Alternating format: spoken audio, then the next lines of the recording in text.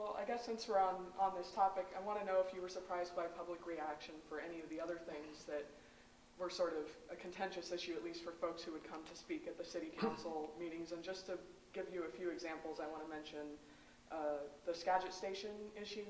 A lot of people came to that meeting, or selling the Lincoln Theater block, or suggesting that English become the official language for Mount Vernon. Were you surprised by any of those comments? Not really. You know, to tell you the truth, you've got to have in this job the ability to move on. And even though people have been maybe contentious and real hot about an issue, once I'm through that issue and it's settled, I don't linger and go home at night thinking about it every night. So I really can't remember people coming on the Skagit station when that was an issue. So, you know, maybe it happened, maybe it didn't, but you know, there was, I think it was controversial before I got there, you know, because there were split votes on the council prior to me becoming mayor. And I don't know if you're confusing those with meetings after I took office or not. I know the former mayor was not happy, you know, with some of the dialogue during the campaign, and that's, you know, I can totally understand that too. That was a priority for him, and he believed in his heart that he was doing the best thing for the city of Mount Vernon when he was doing that. So I understand that. You mentioned, what were the other two? Selling the Lincoln Theater, yeah, and then suggesting that English become the official language for the city. I'm glad you're giving me an opportunity to describe my position on the Lincoln Theater, because I think that was maybe one of the most misunderstood proposals of all of them, because what I was proposing was to give the Lincoln Foundation an opportunity to buy the Lincoln Theater block. Now that block of holdings generates about $85,000 a year in revenue for the city, and that goes into a fund. We just recently agreed to spend about $100,000 that and improving the new home for the Chamber of Commerce. But what I proposed for them was for them to essentially, that we would give them a reasonable deal. To be able to do that, you had to go out and accept proposals for other people to buy it, which we had the total option of refusing the option for anyone else to buy it. If they would have bought it from us, taken just a portion of that money and paid their loan off at a real reasonable rate to the city, they would have had probably half that money for operating costs for their foundation, which would have helped them greatly. They're financially hamstrung right now. They're in a challenging time, and I think had they chosen to do that, it would have flourished, because I've gone out of my way on several different occasions since then to try and benefit and assist the Lincoln Theater. And I believe it should be preserved, and I think it's a great holding for the community. Okay. And then the other one, I don't know how you identify it, but most people, when they refer to it as the tequila bar, you know. And my position on that, I mean, in that I am asked on every liquor license to respond, if I choose, to the Liquor Control Board.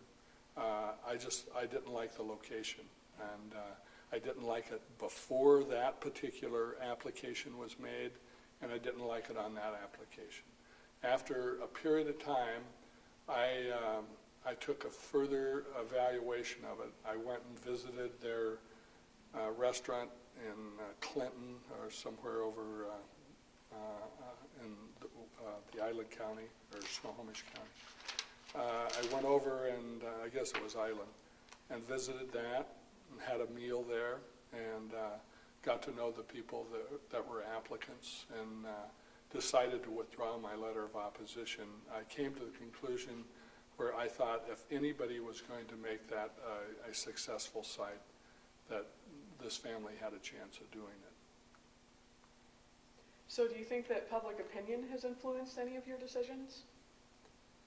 I think public opinion always influences my decisions and people that are in office. I think there's a very important distinction to make between the general public's opinion than a number of people that show up for a public hearing, because I don't think necessarily that 25, 50, or whoever shows up at a city council meeting is necessarily the representation of the public. You know, therein lies a challenge for council members and myself to distinguish between the opinion of the people that show up for the meeting and the feeling of the public in general. Mm-hmm. So can you give me any recent examples of how the public opinion has influenced your decision making? Nothing comes to mind right off the bat. Oh, okay. What about the tequila bar? There were a lot of people that came to talk about that. I don't think that. The display that I saw at the city council is not what I based my changing of my opinion. Okay. Well, I want to go back to Glenbeck and talk a little bit more Sure. about that. So you gave the key to the city to Glenbeck 2 years ago, and more recently you said that English should be the city's official language. You also withheld the liquor license, although you did approve it eventually, but you initially withheld it to those two Hispanic brothers who wanted to open the restaurant. Can I clarify that for you? Go for it. I didn't have the ability to withhold it. I had the ability to give the Liquor Control Board my opinion. Okay. It's totally up to their discretion whether or not they provide the liquor license. And there have been liquor licenses provided over the objection of local elected officials, and there have been liquor licenses that have been turned down as a result of that. Well, let me rephrase it then. So Okay. you told the Liquor Control Board that you didn't approve of the Taco and Tequila restaurant's location. Correct. So some people have looked at this track record and they have suggested that you might possibly be racist, and I wanted to know what you think. I think that's ludicrous. You know, as soon as I got in office, I moved to develop an agreement with the Community Action Agency to utilize Channel 26 for Spanish language program. That was an agency that, as a county commissioner, I was one of 3 commissioners that established that agency. You know, I don't think I have to justify my position because I have a long history of interaction with the Hispanic community. And because one person says that, you know, that stands up and expresses that in a city council meeting, I almost think that's a disservice to me and the community for that to be emphasized, because that same individual was probably at 15 council meetings over the 8-year period that I was there. And his volatile attitude is something that I think people should evaluate. He was there a month or 2 later when we talked about the English language, or no, it was about the deportation of illegal felons. He was, you know, there expressing support. So, you know, I don't know that you can put a whole lot of stock in his consistent statements. Well, I don't think it was just him, though. I know that we had a lot of comments on Facebook that suggested that they saw greater insight into some of your actions regarding the Hispanic communities, and that's also including the Secure Communities proposal from the Immigration Customs Enforcement. So, you know, I guess the question is really more about this general public perception that some people seem to have of you as a racist. And I know that you had said to me in private that you wanted to expand a little bit on that question. I'll tell you, someone could come up and accuse you of being the same thing, and then do you feel like that you're adequately equipped to defend yourself on that?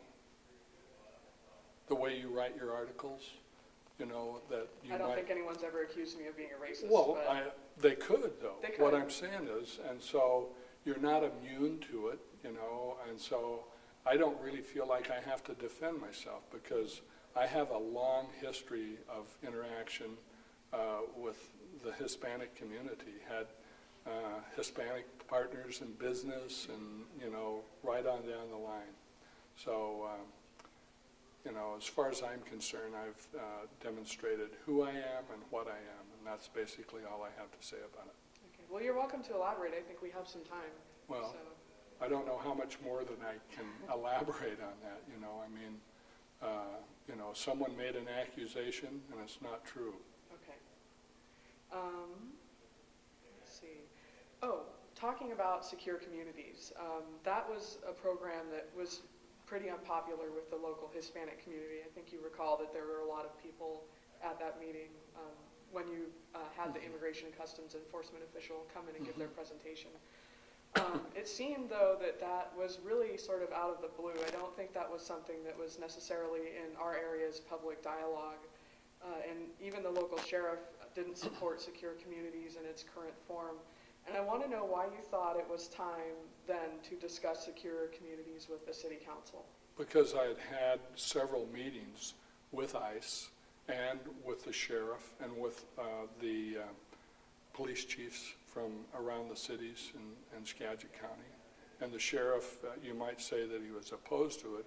He wrote a letter stating that he would accommodate it and utilize the Secure Communities program, and then I think he might have been contacted by some groups and couldn't take the pressure and withdrew his letter. Are you aware of that? That doesn't ring a No, bell. that's true. Okay. I'm giving you fact here. So I'm disappointed in the sheriff that he didn't agree to utilize Secure Communities program. It's going to be mandated within a year or two anyway, and safety of the citizens of our city and our county and our state and our country in doing so. You know, all they're trying to do is enforce the law, and I haven't found very many people that have spoken to me that find it incumbent upon them to protect an illegal felon, and that's the only people that we're talking about here. Okay. So after 8 years, you have a lot of time. Well, you have this time after 8 years to sort of reflect back as mayor of Mount Vernon. Do you have any regrets? No, I've enjoyed myself greatly, and the people in general as a whole have treated me extremely well, and I'm very appreciative of that. I've worked with great people at the city. I'm thankful for the hard work that the city employees put in. I'm thankful for the great group of department heads that I've had, and you can look at a list. I don't think there's only one person that's been there under 5 years, I think, and that's our Human Resources Director. And that position was vacated by a person who passed away. And we've just got excellent people to work with. I've had a great opportunity. There are few people that have had the opportunities that I have had to work, first of all, as a county commissioner. I worked 4.5 years for the King County Council, where I got very valuable budget experience, and then 8 years for the citizens of Mount Vernon. And I've had an opportunity to do things in sports that a lot of people don't get to do. I've been blessed with an outstanding family, you know, and so all of those things have turned out great. You know, when you're in public office, the one downside of it is that the impact that it has on your family, you know, because my wife and my kids didn't run for office, you know, but they do have some impacts as a result of it. So that would probably be the only regret that I would have, is maybe the embarrassment or the challenges that they had by people calling them or saying something to them that was insensitive. Mm-hmm. Well, that kind of flows to my next question. What did you enjoy most about being mayor of Mount Vernon? Well, I think the thing that you can do as mayor that I couldn't do as a county commissioner that made it more enjoyable than that position is that if you take the initiative, you're in a position where you can actually make a difference in someone's life and help them. You know, if they've got a problem in their neighborhood, you're essentially the chief administrative officer. You can, if it's within the budget and within the policy of the city, you can make it happen. And so I enjoyed that. I enjoyed the interaction with other mayors in the area. And enjoyed my opportunities to lobby in Olympia and Washington, D.C., although I wasn't a frequent visitor to Washington, D.C., because I don't believe in too much travel like that, because it's very expensive. I've worked as a lobbyist before, both for Washington State University and Snohomish County. And so I enjoy all of those things. So that's the reason I ran for the office, is that I thought it would be enjoyable and that I could make a difference. So there's a lot of rumors going around, and I'm sure you've probably heard some of them about what you plan to do in the future. Do you think that you're going to run for election next year for some public office? My plans right now are to work as hard as I can till the end of the month, last working day of December, and then take a little while off and relax and play with my grandkids. I have 8 grandsons, and so that's my plan. Maybe do a little fishing when the season opens up, and see what happens. Anything after that? It's hard to say, you know. Depends on what kind of opportunities come my way. Well, some of the rumors are saying that you could run for anything from county commissioner again to maybe state legislature or even the House of Representatives. Do you have any thoughts about that? Well, people have a really fun time, you know, with rumors and talking about things. I don't have any announcements to make. You'll be sure to call us if you do, though. Certainly. I've enjoyed working with you, Kate. I think you've been extremely fair, and you made an attempt to write accurate articles, so I appreciate that. Thanks. Well, is there anything else that you'd like to mention since you're here? Not really. I think we've touched on most of them. You know, the one thing that probably was another thing I didn't mention that's very enjoyable is the accomplishments that we made in our Parks and Recreation Department. We purchased Bonnie Ray Park. We built Kiwanis Park with the assistance of the Kiwanis Club. We built several playgrounds and redid others. We built a new restroom facility up at Hillcrest Park and put a lot of emphasis on Parks and Recreation. And I strongly believe in promoting more leisure time activities for families. I did fail in convincing the city council to eliminate alcohol out of city parks. I think that, in my opinion, was something that should be done. I still feel that way, but it was not something that I could get done. So you have to move on when you can't get things done and try and identify something else that would be beneficial. Also in the Parks and Recreation arena, we instituted or started the Soapbox Derby. That was a really popular thing. Again, very family-oriented. We started the Ray Reap Salmon Derby in honor of a former mayor, Ray Reap. And we built the dog park at Bakerview, which was really important. And then we made several improvements to the Sherman Anderson Field with a new batting cage facility and a new scoreboard.